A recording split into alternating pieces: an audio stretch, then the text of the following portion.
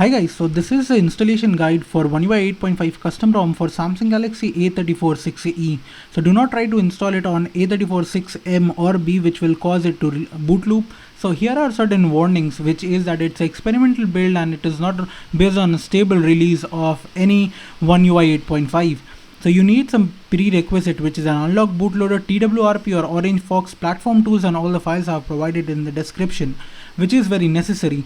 So this is what you have to do, and now you have to follow each and every step properly. And if you have any problem, then you can message me on Telegram. So first thing, that you need to remove any sort of lock screen that you have on your device, because once you format your system, technically formatting your data, your lock screen will be encrypted.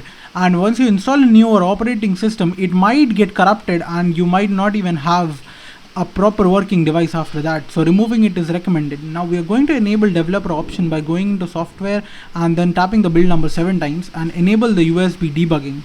Once the USB debugging is enabled, you have to move forward onto your computer and download all the files which I have given, and you have to download platform tools as well. Either you can copy all the files that you have got and put it in the platform tools folder, or you can do what I'm doing is pasting it into the files downloaded. So here it is, and now you have to refresh it as it has got new files, so it might just not recognize it. Once that's done, you have to go into the top bar and open terminal by typing cmd, and you will have a terminal open in that very specific directory. Write the adb devices and you'll get a prompt on your PC and on your phone to enable and allow USB debugging for the particular PC. So on your device screen you can see that allow USB debugging, and you have to allow that, and you can see on my PC screen it shows to allow. I have allowed that, and now we are going to type adb reboot recovery. So now once a device will start to reboot into recovery, which is essential because we will be using our fastboot to install the ROM. So once you are in TWRP recovery, you have to go there, type on wipe and format data. So here you see that we'll be going into format data and typing there yes. So once the data is formatted, you will again reboot to recovery. Again guys, formatting data will completely erase your data. So if you have anything personal, make sure you have got a backup of it. So once the formatting data is done, you have to again reboot to recovery, and then you'll follow along to how to go into the fastboot and how to install the ROMs one by one. Once you have got back into recovery, you will go into reboot, and once in reboot you will click on fastboot, which will reboot your device into fastboot mode, from where we will be flashing all our files.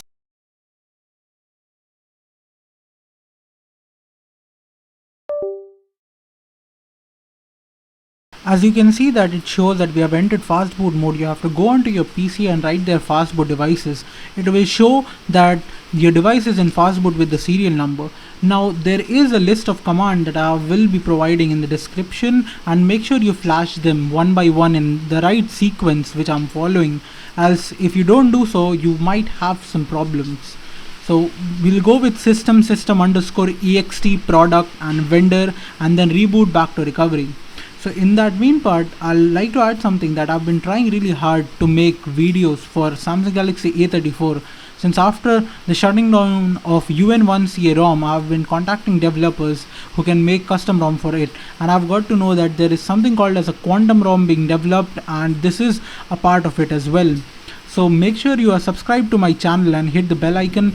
Make sure to like the video and share, as the more views I get, more likes you give, my video will be promoted more, and it will encourage me to make more and more videos for it. So now you saw that we have flashed system_ext product, and now we are going to flash vendor.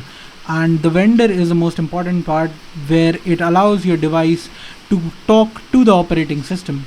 Once a vendor is flashed, you will need to reboot into recovery again. So you're going to type there fastboot reboot recovery and format data. So formatting data is a very essential part, as your device will not boot if you don't format your data, as the file structure, which is the internal storage, is encrypted in TWRP.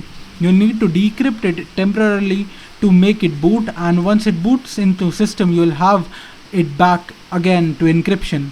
So once we have formatted data, you will need to reboot back to recovery and then reboot to system.